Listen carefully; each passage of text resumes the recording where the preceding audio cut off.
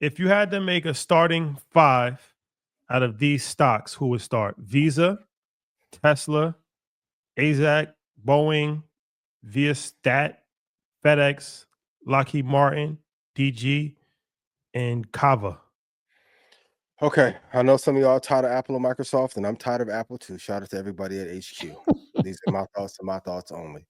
But I'll do fifth. At number 5, I'm going to draft Kava, Chipotle. I don't know why. When they were available, you didn't acquire them. I think it would have been a great addition to the brand. I will not say Kava's the new Chipotle because anytime I said something's the new something, didn't work out. But Kava's really solid at number 5. Number 4, I'm going to go with Lockheed Martin. Until Anduril goes public, they have pole position in that defense space, even though Trump is texting out the plans for war to journalists at the source. War is going to be an important factor over the next 4 or 5 years, and Lockheed is going to lead that group. At number 3, I have Tesla, despite Elon and Kanye's group chat going crazy this weekend. Tesla made a bounce today, and I think they will recover over the next 2 years, even though him and the vice president of the United States are not getting along right now. Number 2, FedEx, and then number 1, I think is probably the most stable company of the big tech that does not get talked about enough, and that would be Visa. So I would do Visa number 1, FedEx 2, Tesla 3, Lockheed number 4, and Kava at number 5. That's sorry, Dollar General. Sorry. Solid 5. I think I have the same 5. I'm gonna throw if I had a 6-man of the year. Okay.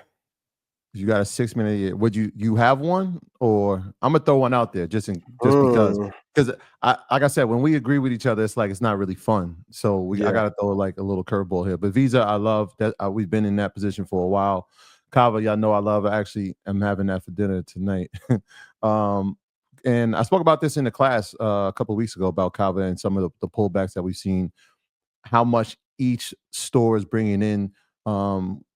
There is probably going to be a slight downturn in the near future for it just because of all the federal workers and the uncertainty around federal work. The locations of a lot of, I think a quarter of Kava stores in that DC DMV area. So that's something to keep in mind. But there's still growth. They're still having more stores. I think they're up to over 347, which shows that there's still growth. Like you said, there was an opportunity for Chipotle to potentially acquire them. They didn't. And then they tried to get a Mediterranean fast casual, and that hasn't worked out well for them either. But still love Kava, so that's a solid 5. If I had to put one, based on the things that I saw over the past week, okay, I'm still putting Micron in my 6-man of the year. Oh, outside, okay. Yeah. Outside of this, and I know, like Troy, like you're still talking Micron. I'll explain it later. But after what I saw this week, and based on what they showed on their earnings report last Thursday, I'm still putting that's gonna be my 6-man of the year. We're not moving from there. I hate to agree with you, but I'm not mad at it. And low key, after we had a talk with the brothers at Super Micro, maybe the 7th or 8th spot. But Micron, I agree with 1,000%. And it's interesting that Chipotle didn't acquire Kava, given their origin story of McDonald's having ownership of them and then McDonald's letting them go for whatever reason. So they kind of made the same mistake that McDonald's did back in the day. But I'm not mad at the Micron take. And gotta be fair, Micron's better than AMD right now on a performance basis. They had a good day today. They had a good day today. And Derek said, what about TSM? Derek, we're talking about outside of the ones. We know outside of the outside of the regulars. We know those junior varsity. Well, Visa wouldn't This is like the NCAA tournament. This ain't like the league. Like,